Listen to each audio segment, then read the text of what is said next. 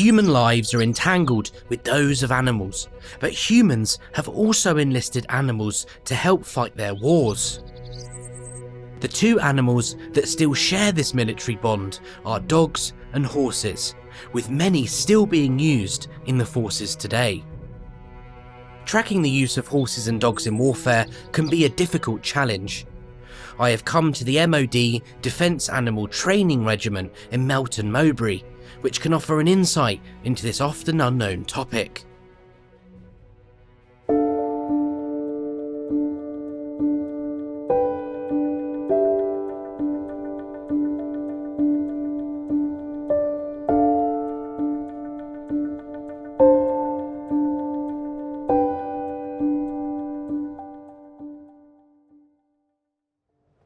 For my first part of this journey, I'm exploring how horses have been used in warfare.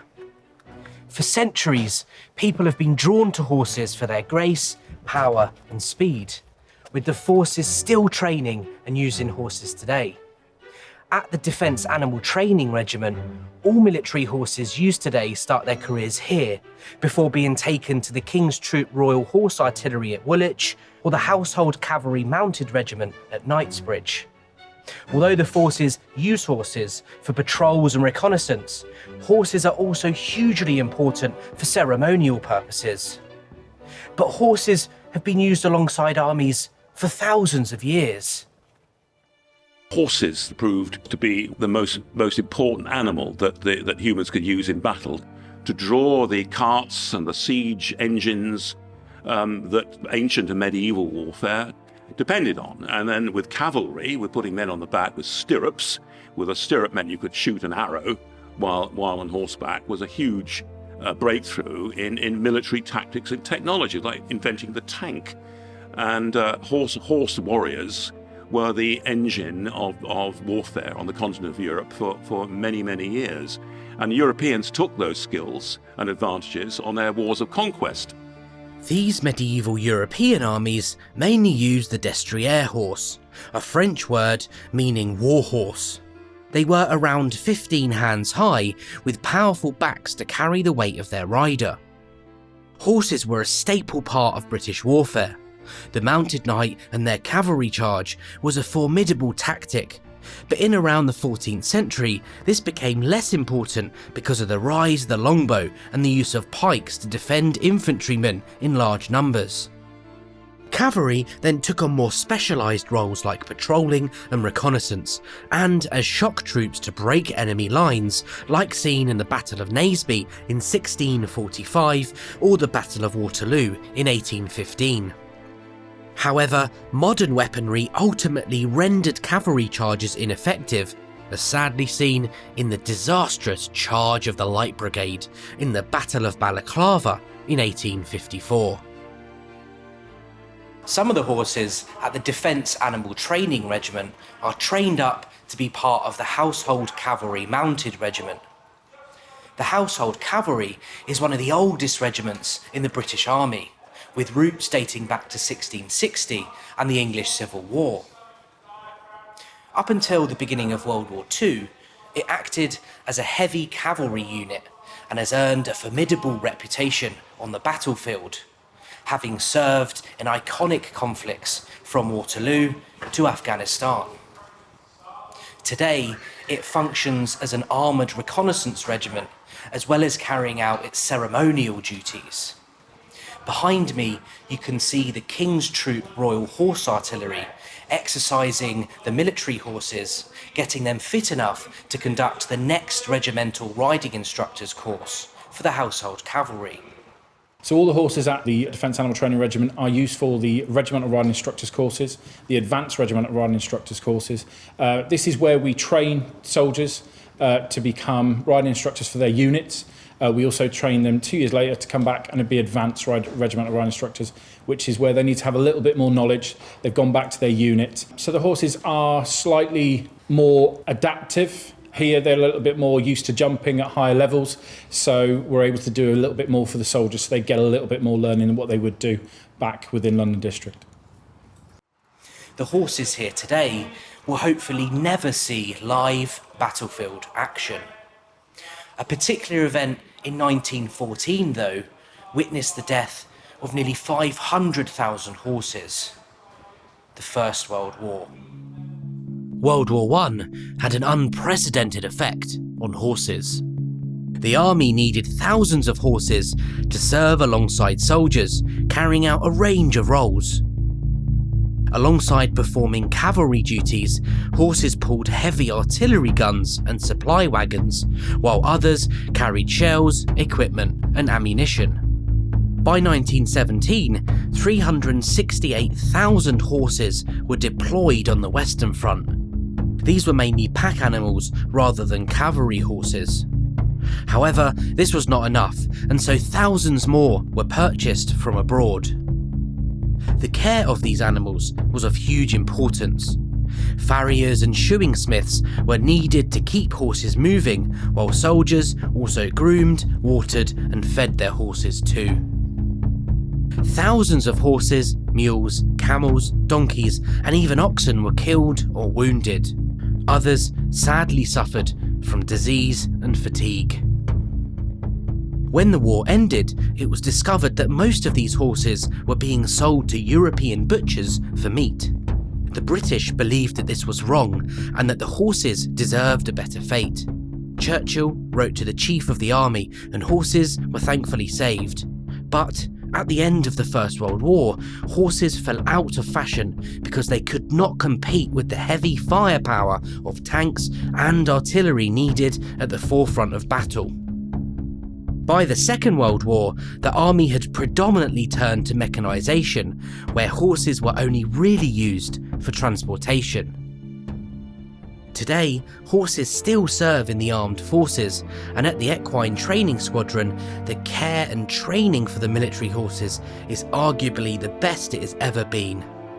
The soldiers that make shoes for horses, or farriers, work hard to ensure the horses are fully equipped for their training and daily routines, while the instructors work closely with other regiments in the British Army to pair up soldiers with the most suitable horse.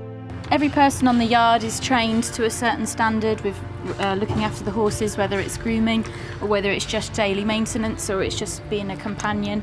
And then it's down to myself and the other instructors and the chief instructor to make sure that the grooms that we have are paired up with the correct horse for their mentality so that they get the best care. And then when the soldiers come, we also make sure that the soldier is paired up with the right horse to make sure that they get the best treatment.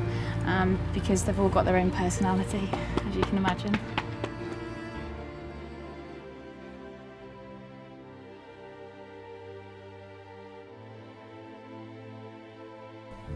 The horses here at the Defence Animal Training Regiment are treated with love and care, being trained and prepared to assist the army.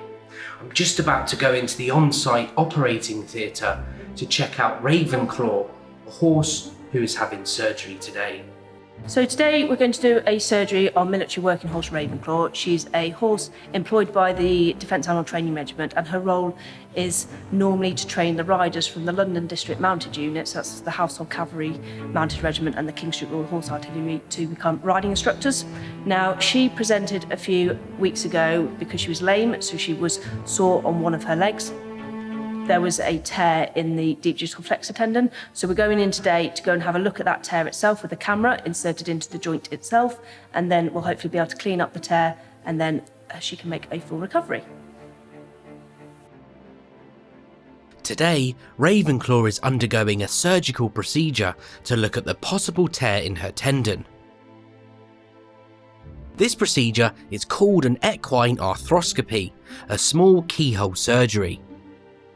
Horse surgery follows certain steps to ensure the horses are kept safe and receive the best care possible.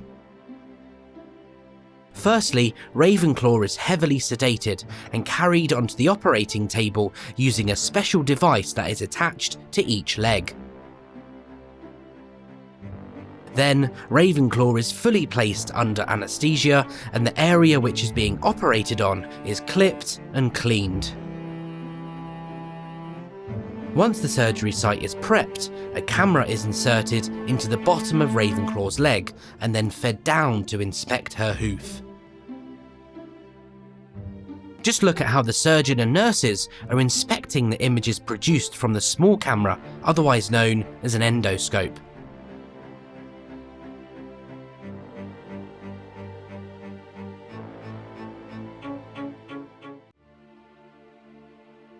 Once the surgery is completed, Ravenclaw is stitched up and many layers of bandage are applied to protect the area.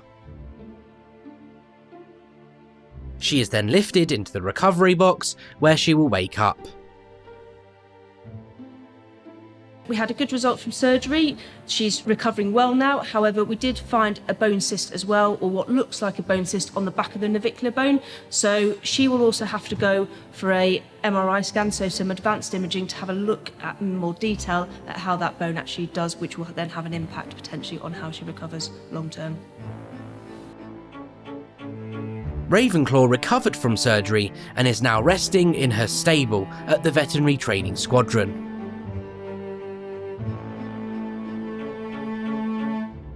Horses in the army have more recently provided security for the London 2012 Olympic Games and assisted rescuing flood victims. But horses aren't the only animal trained here. For my next part of this story, I'm going to see how a man's best friend has been used in warfare: dogs. Dogs have been used by man in warfare since ancient times, almost since the Stone Age. But it was the Romans, with their intense military organisation, who saw a role on the battlefield for ferocious animals, not just horses and elephants and camels, things that could pull things along or take food supplies, but animals themselves, all bare teeth and bristling hair, to scare the enemy away, like something out of a sci-fi film. And they bred a particular dog called the Molossus, not a Colossus, a Molossus, which we can see from depictions looked like something out of a Lord of the Rings battle to scare off the orcs, a ferocious, woolly, wild, big-fanged creature which, held on chains and released from its leashes, was meant to tear into the enemy and scare them off. But to try and use them militarily was on a hiding to nothing. It didn't really work. Where animals were useful was as beasts of burden, oxen hauling guns or catapults, or patrolling as the Napoleonic Wars.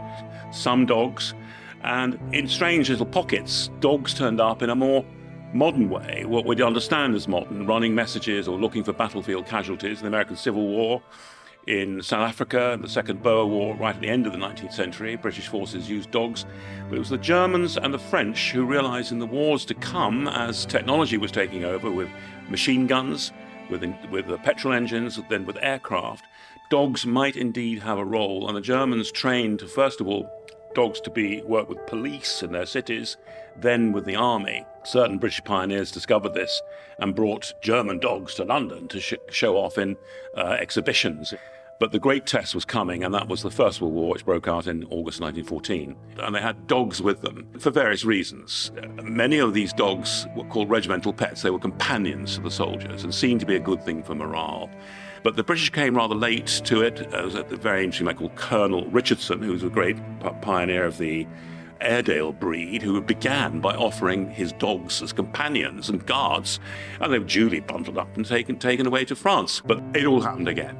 The Second World War, 1939, Hitler's troops invade Poland. A year later, the Blitzkrieg, Western Europe is assaulted by overwhelming firepower. France falls, Scandinavia falls, Britain stands alone. But for dogs, it can be said, this was indeed their finest hour. If you could impart human values to animals, give them medals for valor, for bravery. These were very, very brave dogs indeed, as were their handlers and the men who went with them. Different breeds of dogs have been used for many different purposes, but have always met the demands of their handlers. Many roles for dogs in war are obsolete, but the concept of the war dog is very much still practiced today. At the Defence Animal Training Regiment, they have two main categories of military working dogs. The first category is detection, where dogs carry out vehicle searches, armed explosive searches, and high assurance searches. Dogs have never been really allowed to leave the battlefield. they're too useful. And in the 21st century, it's that thing that emerged in the Second World War, the amazing power of a dog's nose, which has kept them in military roles. They're called MWDs, military working dogs. They're no longer pets, no longer volunteers. They're bred specially, trained intensely. It costs a lot of money.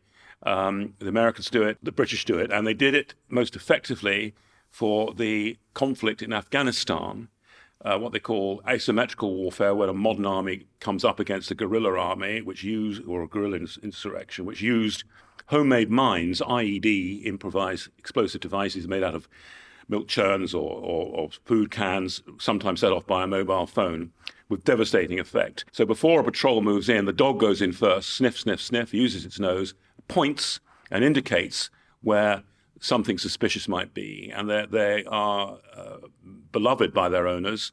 They're flown in by helicopter wearing special goggles, or doggles they're called, and have proved very effective in really saving lives. Detection dogs at the Canine Training Squadron today are trained by numerous exercises that test their sense of smell. Millie is a detection dog who has been part of the regiment for 5 years. Detection dog like Millie, who is a arms and explosive search dog, she is trained to detect weapons, ammunition and explosives, either on UK mainland or in theatre of operations. She's handled by one single handler and under control, off lead, out in front of wherever the handler needs to move into, searching buildings, vehicles, open areas, helicopter landing sites and things like that.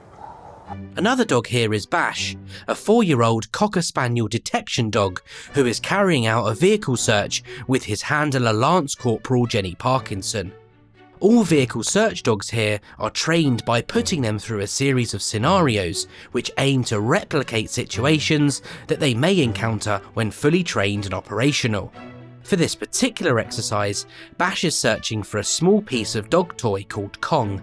This will then be swapped out for real explosives or drugs later on in Bash's training regime. Vehicle search dogs have the capacity to find and indicate to their handler the presence of weapons, ammunition and many different types of explosives, whether that be military grade or available commercially.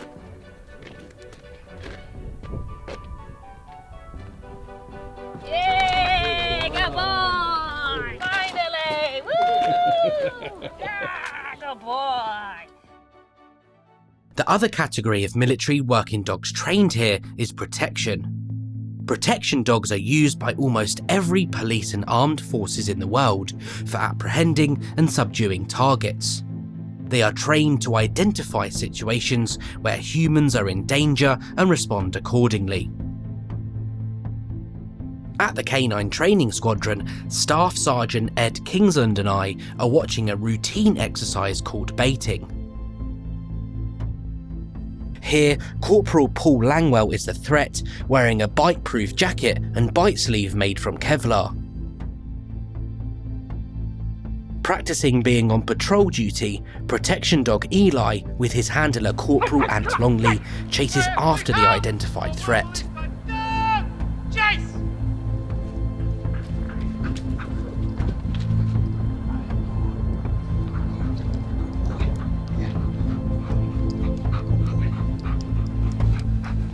A protection dog's usually a German Shepherd or a Belgian Malinois. Those are the breeds that we normally use, and they're utilised as a force deterrent. So they either walk around a wire on a camp, or they're sent out on patrol to keep people away from that patrol, and they're just a visual deterrent, as it were. Not very easily distracted, but they're utilised in a very good role to keep people away. There's a natural human aspect that we grow up understanding, that dogs are not necessarily nasty, but they can do damage, and we utilise that feeling towards the German Shepherds and the Belgian Malinois. Obviously, the care of these dogs is our utmost important aspect of anything that we do. You know, whether we're deployed, whether we're working here at the Defence Animal Training Regiment. Basically, everyone that works here has the love for the animals, and that's, you know, where the care usually starts. The normal sort of day-to-day routine is added into that care. With the veterinary officers that we've got serving in the Royal Army Veterinary Corps, you know, they help us give the utmost care as well, without having to utilise civilian vets or anything like that. We rightly think first of the many men and women that have served, fought and died in conflict. But that should never prevent us from also remembering the countless animals who have served alongside their handlers and sometimes tragically died in action. Since 1943, animals who serve in the army and deserve recognition are awarded the Dickin Medal. Here at the headquarters for the Defence Animal Training Regiment, they pay tribute to their animals, and in some cases their handlers too, who have been awarded the Dickin Medal and sadly lost their lives while serving. Dogs and horses are two of the many animals that still share a special military bond to help our forces carry out the best job they can to keep us safe.